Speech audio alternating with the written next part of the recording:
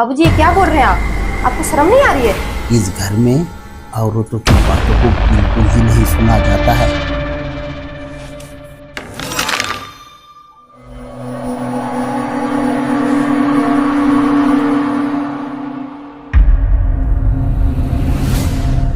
क्या बात है बहू, तूने तो पूरा खजाना छुपा के रखा है अपने पल्लू के नीचे।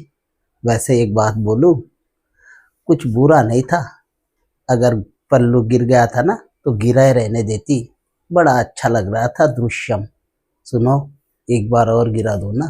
बाबूजी ये क्या बोल रहे हैं आप? आपको शर्म नहीं आ रही है ऐसे बात बोलते हुए? मैं आपकी बहू हूँ, ऐसे बोलते हुए आपको शोभा नहीं देता है।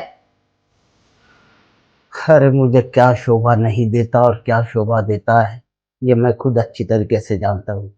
लेकिन एक बात कहूँ, तेरे पास जो चीज है ना उसने मुझे पागल कर रखा है। आप ज्यादा ही बोल रहे हैं बाबूजी। लगता है मुझे आपके बेटे से शिकायत करनी पड़ेगी। बोल तो ऐसे रही है कि जैसे वो पटाख से तेरी बात मान लेगा। अरे तेरी किसी बात पर विश्वास ना करेगा वो, क्योंकि वो अपने बाप पर इतना विश्वास करता है ना जितना दुनिया में किसी पर नहीं। और तू तो ठहरी उसकी बीवी। वैसे भी इस घर में औरतों की बात को तवज्जो नहीं दी जाती है। जो कुछ भी करते हैं ना सिर्फ मर्द लोग करते हैं, समझे? हाँ वो तो मुझे पता ही है, औरतों की कहीं इज्जत नहीं होती है।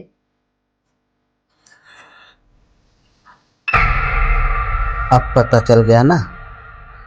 वैसे भी तुझे एक बात बता दूं, इस घर में औरतों की बातों को बिल्कुल ही नहीं सुना जाता है। और रही बात मेरी, मेरे खिलाफ तो इस घर का कोई सदस्य कोई भी बात नहीं सुनना पसंद करेगा। इसलिए कहता हूँ, अगर इस घर में चैन से रहना चाहती है ना तो जैसा मैं कहता हूँ बिल्कुल वैसा करो। रानी बना के रखूंगा इस घर में। बिल्कुल नहीं। अगर नहीं करोगी ना जो मैं चाहता हूँ वैसे, तो तुम्हें इस घर से बाहर निकालने का रास्ता भी मुझे ढूंढना पड़ेगा फिर। ये हरगिज नहीं करूंगी जो आप चाहते हैं।